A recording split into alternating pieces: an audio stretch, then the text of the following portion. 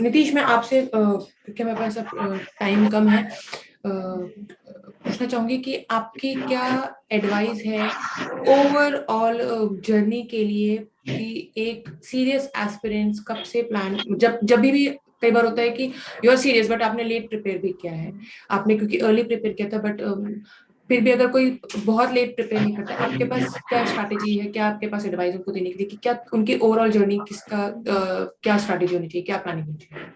And same question to Kulbhushan sir as well.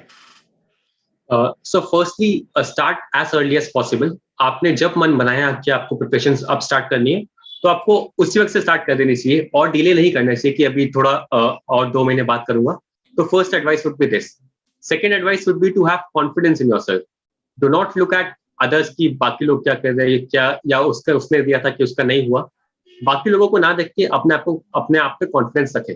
और तीसरा, जैसे भी सर ने बताया कि आप अपने आप को जो सूटेबल स्ट्रैटेजी है उसको अडॉप्ट करें। आप किसी भी टॉपर्स को सुन के या किसी भी टॉपर स्ट्रैटेजी को सुन के आप टॉपर नहीं बन सकते।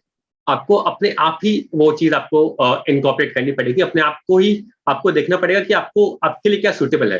तो ये बहुत बहुत इंपॉर्टेंट है, क्योंकि बहुत लोग होते हैं कि पूरे पूरे दिन टॉपर्स की वीडियो देखते हैं या आईएएस आईपीएस की वीडियो देखते रहते हैं, तो उनसे पेपर क्लियर नहीं होता। आपको अपने आप को ही टॉपर के लायक बनाना पड़ेगा, ना कि किसी और को सुनना पड़ेगा। फोर्थ थिंग वुड बी, जैसे मैंने पहले बोला, कि you should know the purpose. आप किस पर्पस से जर्नी स्टार्ट कर रहे हैं।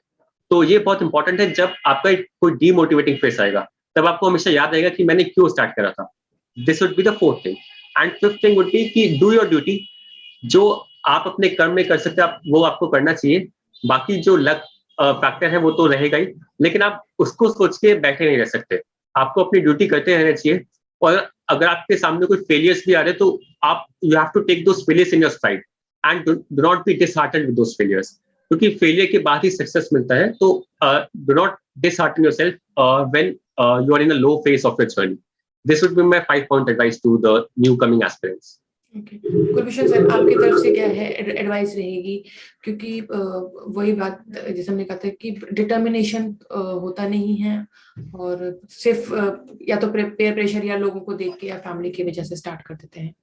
मेरी मैं एस्पिरेंट्स को क्या बोलना चाहूंगा कि ये exam it's time taking exam है ना। टाइम टेकिंग एग्जाम में हमें थोड़ा सा धैर्य चाहिए।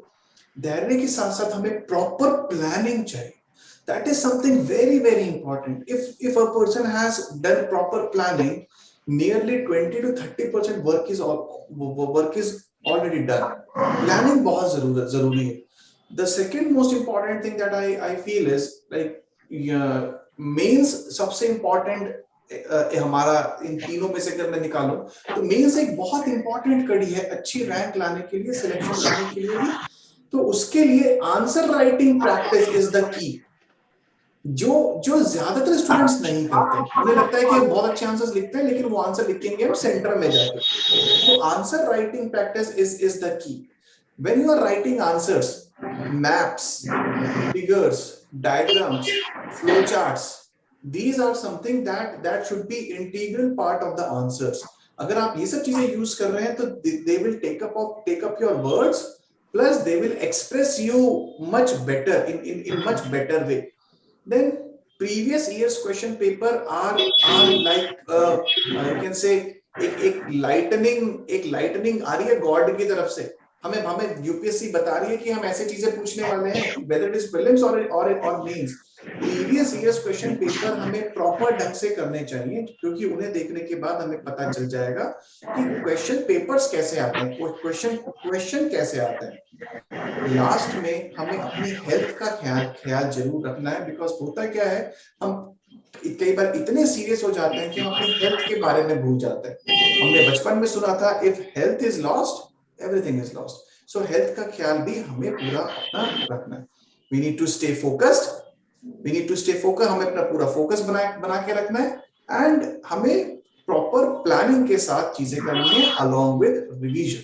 लास्ट में रिवीजन हमें करना है। So that will be like some tips for the people like who want to start this journey. जो लोग इस जर्नी को शुरू करना चाहते हैं या जो इस जर्नी में ऑलरेडी आ चुके हैं।